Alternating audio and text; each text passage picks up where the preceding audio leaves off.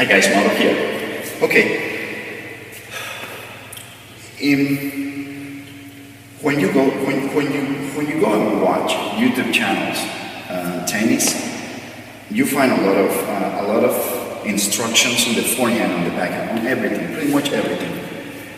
And I love to do that. I love to watch other people teaching. I like to see what they teach, because it doesn't matter how good you are at something, you can still learn from other people. Whether it doesn't matter if they are if they're experimented, they're as good as you are, or they're not, they're much better, or sometimes they're just beginners. I have the idea that you can learn something from everyone. Sometimes they just say something, and the way they say it or the way they explain it, it just kind of clicks in your head and makes you figure out something else that you had in your mind. So one thing that I wanted to, one thing that I have, let's say the common denominator that I've seen in a lot of questions that I get from players is that sometimes they have a hard time following, like they watch a video and they have a hard time really getting the best. Let's say that the video's in a forehand and the video says, okay, you really have to like the racket and make contact in front of you. And they go out there and they practice it, but they don't find, they don't get as much of it as they thought they will.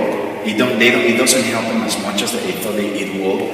And what happens is that one thing that I learned is that no matter what you see, no matter what videos you watch, no matter what you learn, when it comes down to sports, when it comes down to something like tennis, the important thing is the timing. That's where you really want to pay attention. I truly believe that one of the main things that make a huge difference between a guy that is a good player and a guy that is an excellent player, or a guy that is let's say an intermediate and a guy that is a little beyond, let's say intermediate or advanced, is the timing. It's how good is their timing hitting the ball. You can think of times when you're playing. Let's say that you're receiving, and you're playing a guy that hits really good serves, that has a huge serve. So you're receiving, and when the other guy, the other guy is serving, sometimes you're just practicing, and the guy is serving, and you just swing it, and you make beautiful contact with the ball, and it felt so easy. It felt like effortless. And you think, how come I cannot hit the ball like that all the time? And many times we think that it's like a mental thing, the fear, or, of course, it has to do with that, the fact that you're not under the pressure of competition, you're swinging more freely. But once you're swinging freely, that doesn't mean that you're going to hit everything nice and clean. What happens is the timing. You have to really pay attention to your timing. That's why I emphasize so much on my videos on hit that ball clean. Pay attention to the ball. Freeze your head, because that making you're probably doing the right. You probably have the right swing. You probably have the right technique, but you're just probably hitting the ball in the wrong place. And as tennis players, we know very well that a half an inch could be a big difference between hitting that ball nice and effortless, or kind of feel it right away when you say that wasn't good. Sometimes we hit it and the racket kind of feels wobbly because that was not the best. We didn't make contact in the best spot. So one thing that I wanted to do to show you is, once you have your swing done, if you're finding where is the best place where I'm going to make contact with the ball.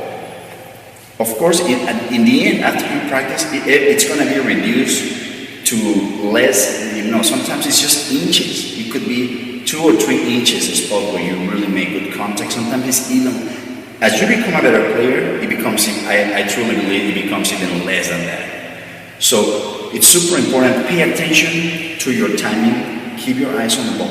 And one thing that you want to do is, this is an exercise that I started doing years ago with my backhand. I had always had a good backhand, a decent one-handed backhand, but I had always had trouble hitting the deep balls that bounce right by me, and they were coming on the racks. Let's say that I'm moving forward for a return of serve, or I'm on the baseline and the guy hits a high ball, and instead of moving all the way back, I wanted to move forward and hit that ball, let's say stomach height or chest height on the rise. So one thing that I started doing is, what I felt is that, okay, my timing doesn't feel good. And when my timing doesn't feel good, I don't feel like I'm making contact where my racket generates more speed. Usually when you make contact in the right place, that's where your racket generates good speed, and it's already got the momentum. That's why it feels easy. When your racket hasn't generated enough speed and you hit that you can tell that was not the right place. When your racket is beyond the right place to make contact, and you're already beyond that, it's already losing momentum. So that doesn't feel good. See, that's what I mean. It's like a mix of making contact in the right place, because your racket you're making contact in the right place, and one of the things is your racket has got momentum. It's got that speed that is going to make contact with the ball, and it feels steady, completely. It feels easy, right? So one thing that you want to do, one exercise that I did is that I would start doing my swing. See, and when I swing in and I say ready, go, ready, go. And in my mind, I can feel when I'm making contact with the ball. Okay, when you do swing, you kind of have an idea where you're making contact. But I could tell when I was not, when my racket was okay. The way that I'm swinging there, I could tell that doesn't feel like my racket's got speed. See, that doesn't feel like I'm in the right place. You know that I have my racket has got momentum. It's not moving. I don't feel like when I make contact there, my racket has enough speed to hit the ball clean and not get wobbly or feel a little bit weak, let's say. So what you want to do is do what I call shallow swings. Shallow swings, and you can put the ball on the floor, and start doing shallow swings, and try to pay attention. Okay, what swing feels like I'm gaining more speed.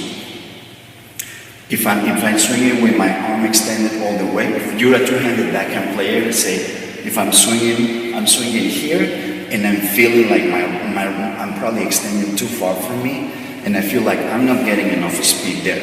Okay, well, then let that left wrist lag a little more, see, and bring that racket, don't let it get too far, bring it a little close to you. So you swing it, and you feel if you gain more speed there. What I mean is that practice your shallow swings, and try to experiment which distance. It could be to the side, closer, more in the front. Okay, you gotta move and you gotta swing and say, where does it feel like your racket gains more speed? I know we already have an idea of where our strike zone is on both sides, forehand and backhand. Okay, if I want to hit forehands, I know I'm gonna make contact somewhere around here. All right. So what I want to do is, which swing, what can I do to my swing so it feels that when my racket is coming around this part here, that's the part where the racket has gained the most speed. See, now, speed can be forward, hitting aggressive and flatter towards the ball, or speed can be coming around too, brushing. So when I say speed, it doesn't necessarily mean hitting the ball hard. That just means that you say, find the spot where your racket is, the strings, the head of the racket, it's got the most momentum. So you feel like if I hit the ball here, it's gonna feel so easy and effortless that I'm going to barely feel that ball in my strings. So go out there and say, okay, what am I struggling with? If it's on my serve, it's on my forehand, okay, boom. What am I? Okay, that swing, I still feel like I'm not adding enough speed to it. What can I do to my swing so by the time I get here, okay, well, try to go a little higher, prepare higher, and probably bring the shoulder more around. What I'm saying is you gotta go out there and you have to think, it's kind of a little bit like physics. How do I make my racket gain the most speed? Not with my arm, but with my body, with my core. And once you find a swing that you say, this feels nice and clean, this feels good, you're gonna notice it right away. This feels good. Then you go out there and you start, okay, now let's start practicing hitting the ball. And you start hitting the ball just little by little. Don't go right away and start hitting, because that's a new swing, and you're gonna have one of the most difficult things in tennis is to have your prime ground strokes. That meaning this is the best swing you have had ever, and that is going to match. You're going to be able to mix it perfectly with the timing, with the right place to make contact. That's one of the most difficult things in tennis. Many times you go out there and you're thinking, you know what, I know my technique is good. I know it. But the moment I try to start hitting the ball, hitting shots that are coming more challenging, or I want to put more speed on the ball or something, they try to raise the bar on your ground strokes, and you probably say, as soon as I do that, I'm start missing.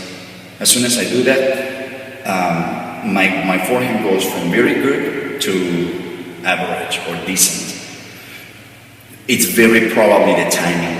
And the timing, guys, it can be 1 inch or less than an inch. It's super important. Just remember those shots that you hit almost with your eyes closed when you're practicing, and you just swinging away, you don't care. And every now and then we hit shots and you say, I always have problems with high forehands, and that one I hit it. And I hit a bullet all the way up here. How did I do that? That felt so easy. How do I reproduce that? It's a timing. Of course, it has to do with the swing. Everything has got to come together. But you got to really find your prime ground stroke, your prime swing, and then you go out there and start looking for the perfect place for the timing, for the right timing spot. Okay, guys? Well, I hope you like it. I hope it helps. Give me any questions, suggestions. Give me a like, subscribe to the channel, and well, go out there, be bold, center, and perseverant, and I'll see you next time.